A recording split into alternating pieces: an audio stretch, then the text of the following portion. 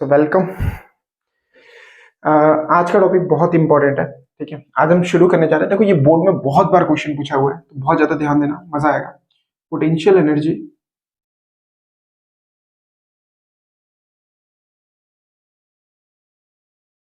Of dipole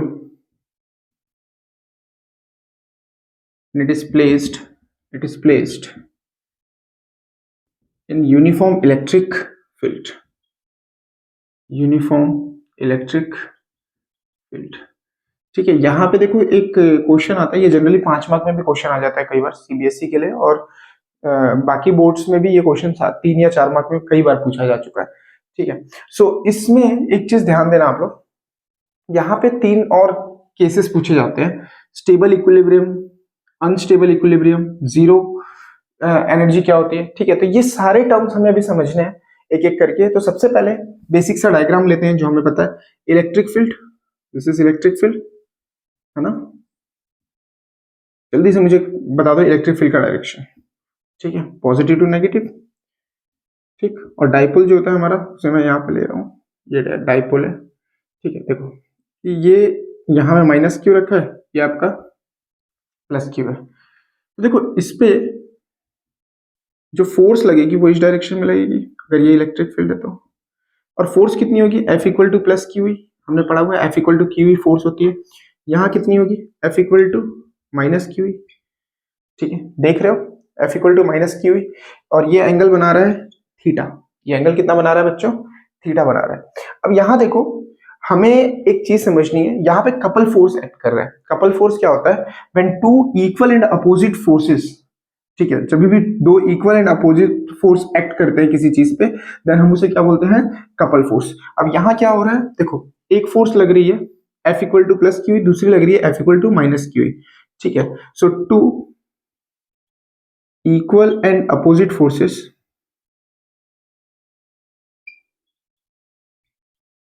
plus QE and minus QE acts on a dipole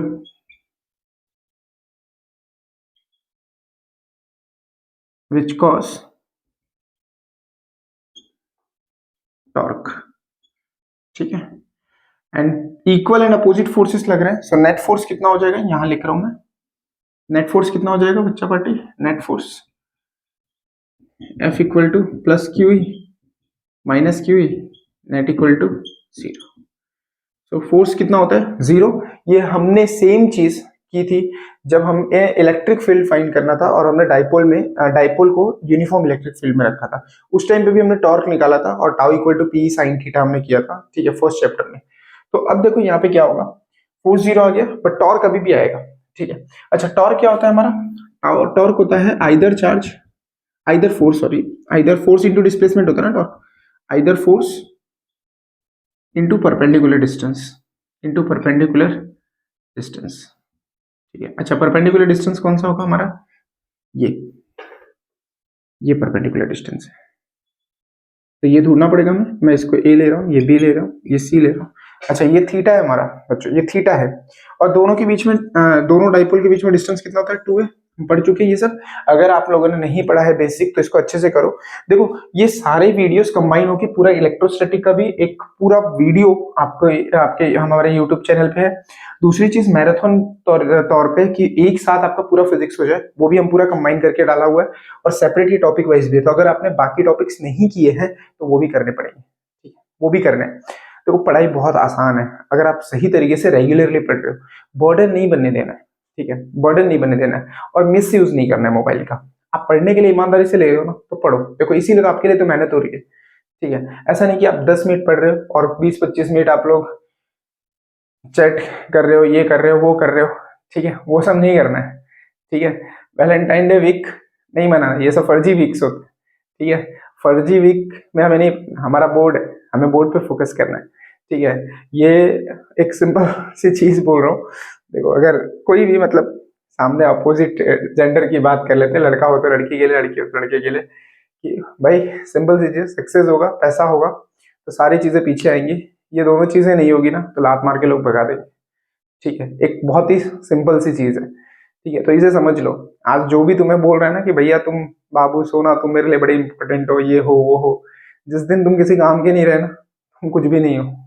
ठीक है, और same चीज दोनों के लिए अप्लाई होती है। ऐसा नहीं बोल रहा हूँ कि मैं एक ही केस में। ठीक है, तो बेटा पढ़ लो, कोई ऑप्शन नहीं है। ठीक है, सक्सेस होने के सिवा इस दुनिया में और कोई ऑप्शन नहीं है, बस ये दिमाग में डाल लो। ठीक है, वरना तो छोड़ो। देखो, सो कितना हो जाएगा यहाँ से, ये हमें डिस्टेंस निकालना है AC।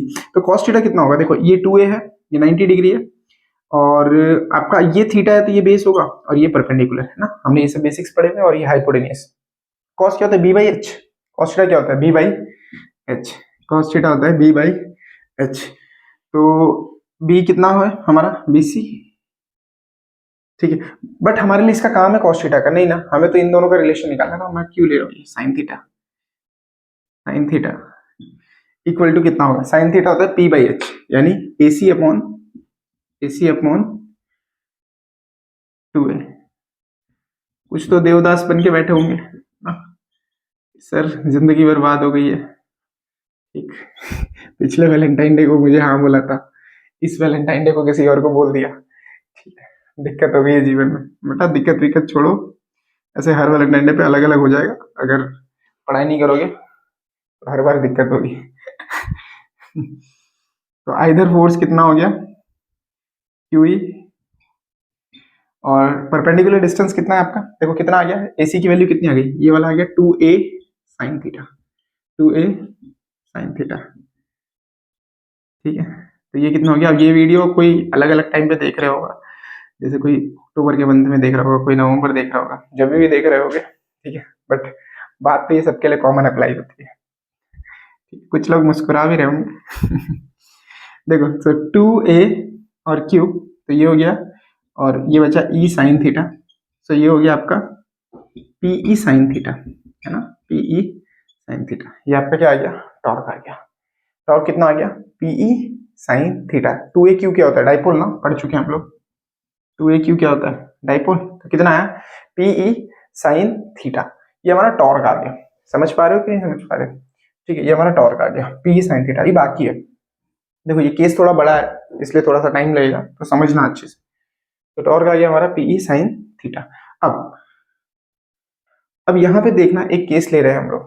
ठीक है, हमें वर्क फाइंड करना है, क्योंकि हमें एनर्जी निकालनी है, पोटेंशियल एनर्जी। और पोटेंशियल एनर्जी हमेशा वर्क किसके फॉर्म में स्टोर होता है, पोटेंशियल एनर्जी के फॉर्म में।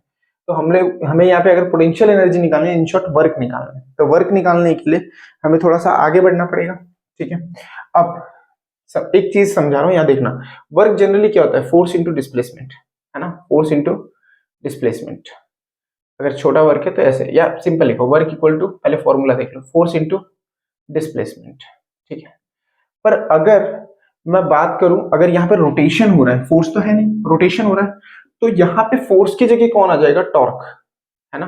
यहाँ पे फोर्स की जगह कौन काम कर रहा है, टॉर्क काम कर रहा है। डिस्प्लेसमेंट किसके टर्म्स में होगा, ये रोटेट होगा तो एंगल के टर्म्स में होगा, एंगुलर डिस्प्लेसमेंट। तो यहाँ पे एक्स की जगह आ जाएगा थीटा, और वर्क अब किसके फॉर्म में हो गया, टाउ इंटू थीटा, जब रोटेशनल मोशन होगा। वर्क होगा फोर्स इंटू डिस्प्लेसमेंट जब लीनियर मोशन होगा। ठीक है, तो इसलिए ध्यान देना, रोटेशनल मोशन में वर्क होता है टॉर्क इंटू थीटा, थीटा। सो यहाँ पे इस केस में हम क्या करेंगे, ध्यान देना। तो हम यहाँ पे एक केस ले रहे हैं, if dipole rotates by small angle d theta, then work done is कितना होगा, dw, स्मॉल वर्क होगा क्योंकि स्मॉल dw, वो कितना होगा, dw कितना होगा, टॉर्क इंटू स्मॉल एंगल है d थीटा, dw कितना हो जाएगा, टॉर्क इंटू d थीटा, है ना। तो अगर हमें अब निकालना है कि मान लो ये जो डाइपोल है एक पर्टिकुलर एंगल पे था, जैसे पहले ये इलेक्ट्रिक फील्ड है, ठीक है, समझना इस चीज को, ये इलेक्ट्रिक फील्ड है, ये डाइपोल ऐसा था, θ1 एंगल बना रहा था। अब थोड़े टाइम बाद ये रोटेट हुआ और अब ये ऐसे आ गया है। अब इसने जो एंगल जो बनाया है वो θ2 बनाया है, ठीक है। तो θ1 से θ2 होने में, θ1 से θ2 होने में इसे कितना वर्क करना पड़ा, ठीक है, इसे कितना वर्क करना पड़ा। सो टोटल वर्क रिक्वायर्ड या total work done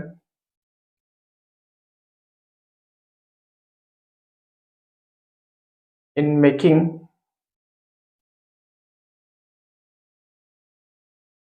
total work done by dipole during rotation from theta 1 to theta 2 theta 1 to theta 2 ये दिख रहा है, ये पोर्शन कवर हो रहा है, बाहर निकल रहा है, एक सेकंड खाली चेक, बहुत हल्का सा बचा, अच्छा देख लिया, इसको थोड़ा सा हम मूव कर देते हैं, theta 1 to theta 2। तो अब देखो, तो जो टोटल वर्क होगा वो कितना होगा, हमें पता है, इंटीग्रेशन कर देंगे, ऐसे बहुत सारे छोटे वर्क है ना, इंटीग्रेट कर देंगे तो ये कितना हो जाएगा, theta 1 से theta 2 dw। तो work equal to theta 1 to theta 2 dw कितना है, tau into D theta, tau into D theta. अब समझना है यहाँ पे टाउ की वैल्यू कितनी है, टाउ की वैल्यू कितनी है, PE sine theta into D theta, PE sine theta into D theta, है ना। टाउ की वैल्यू हमने उठा के कहाँ से रख दी, यहाँ से रख दी, निकाली हुई थी ये फर्स्ट इक्वेशन से फ्रॉम 1, ठीक है, ये फ्रॉम 1 से रखी हमने, ठीक है। टाउ की value PE sine theta D theta. अब यहाँ पे पीई बाहर ले लेते हैं, देखो साइन थीटा का इंटीग्रेशन क्या होगा, साइन थीटा का इंटीग्रेशन क्या होगा, कॉस थीटा या minus cos theta, minus cos theta, याद रखना।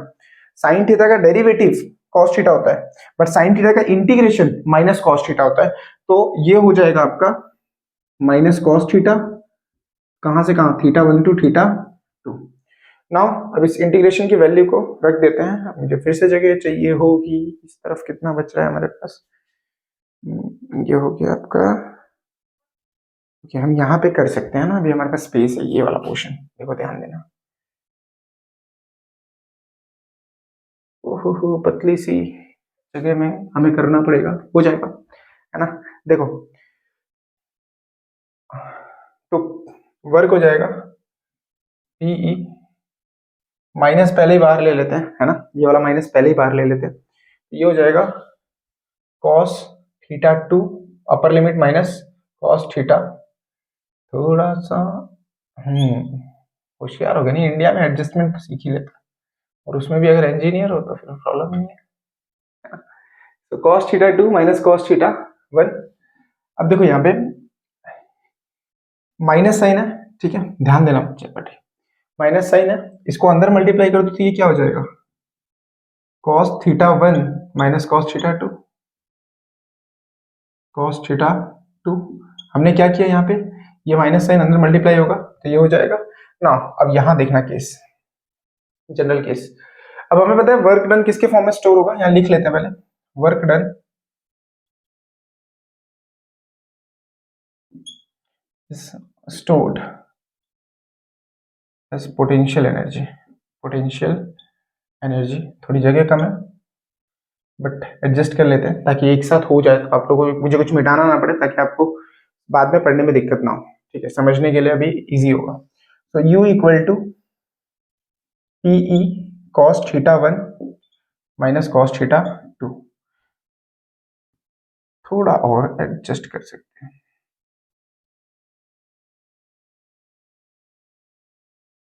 cos theta 2। अब एक चीज देखो यहाँ पे, एक केस लेते हैं हम यहाँ पे, क्योंकि यही बेस बनेगा अभी बाकी 3 टाइप के इक्विलिब्रियम के लिए। अब देखो अगर theta 1 की वैल्यू आपकी, सुनना जरा ध्यान से मैं क्या बोल रहा हूँ, अगर theta 1 की वैल्यू 90 डिग्री हो, यानी इनिशियली आपका डाइपोल मैं मान के चल रहा हूँ ऐसे रखा है, और ये थीटा कितना बना रहा है 90 डिग्री, ठीक है, theta 1 90 डिग्री है, और ये उसके बाद रोटेट होकर ये वाली पोजीशन में आया है, तो हम इनिशियल कंडीशन ले रहे हैं कि if theta 1 equal to 90 degree, theta 1 equal to 90 degree, दिख रहा है ना भाई, हाँ बहुत बढ़िया दिख रहा है। If theta 1 equal to 90 degree and theta 2 equal to theta, देखो ये इनिशियल कंडीशन है, रोटेट होने के बाद क्योंकि फोर्स 0 था, टॉर्क लगा, टॉर्क के बाद ये रोटेट हुआ, रोटेट हो गया, इसने थीटा एंगल बनाया, तो theta 2 इक्वल टू कितना हो गया, थीटा। अब देखो तो u हो गया पीई, अच्छा cos 90 0 होता है, cos 90 माइनस cos थीटा, ठीक है, theta 2 को थीटा रख दिया, तो PE minus zero minus cos theta, so ये क्या बन गया minus PE cos theta, minus PE cos theta, यानी ये हो गया आपका माइनस पी डॉट ई। ठीक है, ये पोटेंशियल एनर्जी आ गई। बट अब इसके तीन हमें इक्वेशन भी डिराइव कर रहे हैं। देखो कितने बेहतरीन आसान है ये, एकदम समझ लो। सबसे पहले हमने क्या किया कि फोर्स, नेट फोर्स जीरो है, हमने बता दिया। ये तो हमने पहले भी किया था। टॉर्क क्या होता है, फोर्स इनटू डिस्प्लेसमेंट। तो कोई भी एक आइदर फोर्स ले लो, प्लस क्यू, मैग्नीट्यूड ही लेते हैं इसलिए कोई भी एक लोगे, दोनों सेम ही है। तो प्लस क्यू, और ये परपेंडिकुलर डिस्टेंस कितना हुआ, ये हुआ ना परपेंडिकुलर डिस्टेंस। तो ये कितना है, ट्रिग्नोमेट्री लगाया हमने, 2a sin थीटा निकाल लिया यहाँ से, दोनों को उठा के इस फॉर्मूले में रख दिया, टाउ मिल गया। एक स्मॉल वर्क कंसीडर किया, टाउ इंटू डी थीटा। ठीक है, small work tau into D theta. अब टोटल वर्क क्या होगा, अगर मुझे थीटा 1 से थीटा 2 मूव कराना है तो इंटीग्रेशन कर देंगे इस स्मॉल वर्क का। इंटीग्रेशन करोगे तो ये हो जाएगा टाउ डी थीटा, टाउ की value PE sine theta D theta, ये बाहर आ गया, साइन थीटा का क्या हो जाएगा कॉस थीटा। ठीक है, तो फिर upper limit minus lower limit cos theta 2 minus cos theta 1, इस तरीके से हमने वैल्यूज पुट की, हमारा काम खत्म हो गया, आसान। यहाँ ये कंडीशन ये याद रखना, तुम्हें चाहिए तो डायग्राम ड्रॉ करो, ये इनिशियल कंडीशन हमने कंसीडर किया।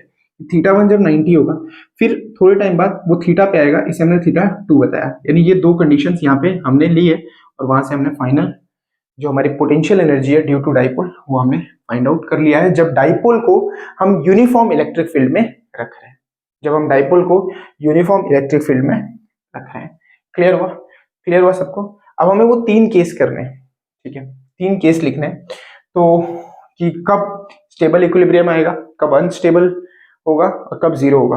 तो वो तीनों केस क्योंकि हमें दिखाने पड़ते हैं एग्जाम में, 110% पूछा जाता है और 5 मार्क में आएगा, तो ये पूरा प्लस वो तीन केस ये पूछा जाता है और बहुत बार पूछा है। सीबीएसई ने भी, बाकी अदर बोर्ड्स ने भी, गुजरात बोर्ड ने भी, सीबीएसई ने, सब ने पूछा हुआ ये क्वेश्चन, बार बार रिपीट हुआ है। तो इसलिए इसे हमें बहुत अच्छे से करना है, इसमें गलती नहीं करना। ठीक है, सो क्लियर हो रहा है सबको, समझ आ रही है बात।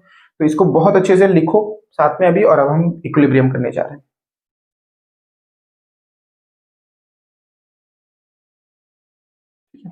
तो शुरू करते हैं, पोजीशन ऑफ स्टेबल इक्विलिब्रियम। ठीक है, ये वाला पोर्शन रफ कर देता हूँ, ये तो हमने बहुत बार किया हुआ है। ठीक है, तो ये क्योंकि इसकी हमें जरूरत पड़ेगी, इक्वेशन आपको मुझे दिखाना है, तो ये एक डायग्राम ड्रॉ कर सकते हैं और एक ये ड्रॉ कर सकते हैं। तो इससे बेटर है कि मैं सिर्फ इतना पोर्शन हटा रहा हूँ, ठीक है, यहाँ से।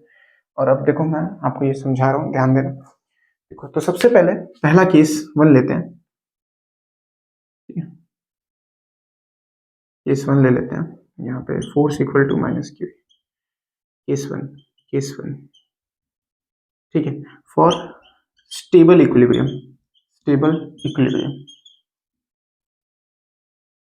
देखो, इफ पहला केस स्टेबल इक्विलिब्रियम। अच्छा एक बात मुझे बताओ, आपकी आप सबसे स्टेबल कंडीशन में कब होते हो? देखो, जब आपको गुस्सा आता है, ठीक है, अभी ये दौर चल रहा है, गुस्सा भी आ रहा होगा और खुशी भी हो रही होगी, है ना कुछ लोगों को।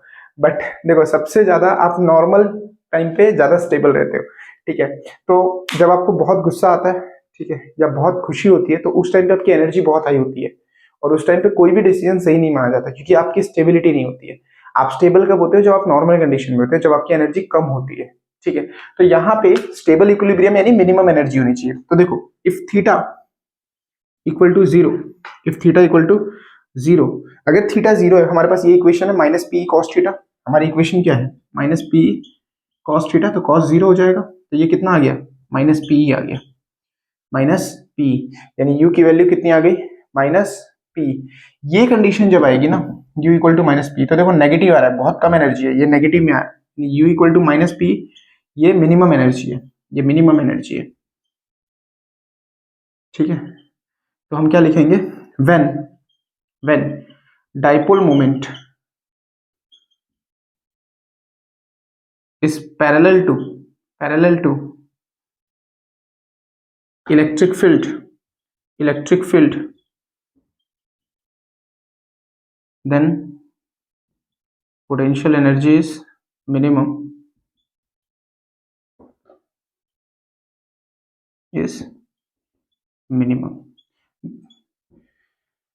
ठीक है। और इसी को हम बोलते हैं स्टेबल इक्विलिब्रियम की कंडीशन। क्लियर हुआ सबको? सेकेंड ले लेते हैं, पोजीशन ऑफ जीरो एनर्जी, इसको बोलते हैं position of zero energy, position of case two ले लो, पोजीशन ऑफ जीरो एनर्जी, ठीक है, ध्यान देना। देखो इसमें if theta equal to 90, theta 90 है और यू क्या है minus p cos theta, theta अगर 90 है तो कॉस 90 क्या होता है हमारा जीरो, तो यू कितना आ गया माइनस पी आ गया, यू कितना आ गया माइनस पी आ गया आपका, ठीक है, sorry into zero, cos 90 zero, तो यू कितना हो गया जीरो। अभी तक तो कुछ बच्चों ने कमेंट में लिख दिया होगा कि सर आपने गलत बता दिया, गलत बात नहीं बताया, इसका लिखना बाकी था, कॉस 90 जीरो, तो जीरो इंटू पी जीरो हो गया, ठीक है। जिन्होंने बोला सॉरी बोलो मन में, जल्दी से मन में सॉरी बोलो, चलो ठीक है। तो देखो u इक्वल टू जीरो हो गया, ठीक है। तीसरा केस 3, अच्छा ये यहाँ पे क्या लिखोगे, इफ डाइपोल मोमेंट, देखो प्रॉपरली लिखवा रहा हूं, इज परपेंडिकुलर, अलग से ये 3 केस भी पूछ सकते हैं, टू एक्सटर्नल फील्ड यानी इलेक्ट्रिक फील्ड की बात हो रही है ना। अगर ये परपेंडिकुलर होगा, थीटा 90 बनाएगा, तो उस टाइम पे पोटेंशियल एनर्जी जो होगी वो जीरो होगी, ठीक है। Then potential energy is zero, potential energy is zero, बहुत बढ़िया, ठीक है। एंड लास्ट आता है केस 3, ठीक है। केस 3 क्या है हमारा, अच्छा पार्टी ध्यान देना, केस 3 में क्या होगा कि अब दिख रहा है ना भाई क्लियरली सबको, बहुत बढ़िया। केस 3 में क्या होगा, देखो जब यहाँ पे, अब देखो दो कंडीशन हो गए, थीटा 0 हो गया, थीटा 90 हो गया, तो तीसरा क्या बचा, थीटा 180, एंटी पैरेलल वाली कंडीशन, यानी if theta equal to 180, if theta equal to 180 degree, ठीक है। अगर थीटा 180 है तो उस केस में u क्या होगा आपका माइनस पीई कॉस 180, ठीक है। अच्छा केस 3 क्या है, position of unstable equilibrium, position of unstable equilibrium, position of unstable equilibrium, so p cos 180 minus PE cos 180 कितना होता है -1, सो ये कितना आ गया पी, देखो पॉजिटिव में है, मैक्सिमम एनर्जी, जब भी मैक्सिमम एनर्जी होगी मतलब अनस्टेबल कंडीशन, मैंने बताया ना, खुश हो गए या दुखी हो गए तो वो अनस्टेबल कंडीशन है। तो इसको क्या लिखोगे, यहाँ पे भी एक स्टेटमेंट लिख देते हैं, ठीक है। तो व्हेन, पूरा ही मिटाना पड़ेगा, नहीं 2 बार होगा, ये तो ज्यादा मार्क्स में आता है, 5 मार्क्स में आता है, 4 मार्क्स में आता है, 3 मार्क्स में आता है, अलग अलग मार्क्स में आता है। तो when dipole moment is anti parallel to external field, then potential energy is maximum, J is maximum, which is the case for unstable equilibrium. Clear, एकदम क्लियर, ठीक है। बहुत मस्त था, देखो आसान है, ये थोड़ा लंबा है बट आसान है। आप देखो तो आप अगर ध्यान से देखोगे तो डेरिवेशन कुछ नहीं था, इजी था। इनफैक्ट ये तीनों केस अगर आपके ध्यान में है तो कुछ नहीं, हमने बस सिंपल सा स्टेटमेंट मैंने उसके ऊपर से लिखा है, और मैंने आपको प्रॉपर, देखो मैं जो डेरिवेशंस करवाऊंगा ना वो इस तरीके से करवाना है मुझे, कि मुझे ये नहीं है, देखो दोनों चीजें होनी चाहिए ना, आपको मार्क्स चाहिए, आप पढ़ किस ले रहे हो, मार्क्स एक मकसद तो है ही हमारा, नॉलेज प्लस मार्क्स दोनों चाहिए। तो ऐसा नहीं कि मैं आके खाली हवे में डेरिवेशंस लिख दूं थोड़ी थोड़ी और आप एग्जाम के लिए उतना लिख के आओगे मार्क्स ही नहीं मिलेगा, आपको चीजें थोड़ा सा तो थियोरेटिकल लिखना ही पड़ती है, स्टेटमेंट्स चाहिए, और इसलिए मैं जो भी डेरिवेशंस कराता हूँ, जितना भी कराता हूँ, पूरा बोर्ड मटेरियल है।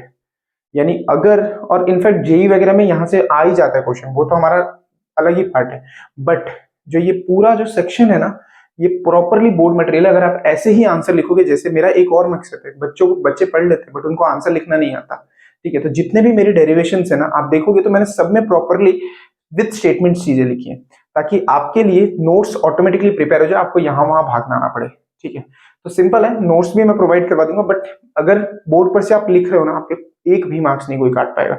मैं प्रॉपरली सारी चीजें लिखता हूँ, इसलिए आपके लिए बोर्ड मटेरियल बनाता हूँ ताकि आपको परेशानी ना हो। ठीक है। इसलिए मेरे जो डेरिवेशंस होते हैं वो 2-5 मिनट में खत्म नहीं होते। रीजन यही है, खत्म करने को मैं 5 मिनट में मैं भी खत्म कर दूंगा, बट आपके लिए वो आधे मार्क्स का होगा। यानी आप सिर्फ डेरिवेशन लिख के आ जाओगे जैसा टेप के, एक काम हो जाएगा, फिर मार्क्स नहीं मिलेंगे। प्रॉपर डायग्राम बना रहा हूँ, प्रॉपर थियरी लिख रहा हूँ ताकि आपको चीजें समझ आए। तो होप करता हूँ ये अच्छे से क्लियर हुआ होगा। ठीक है, तो हम नेक्स्ट टॉपिक की तरफ बढ़ेंगे। इसको आप लिख लो।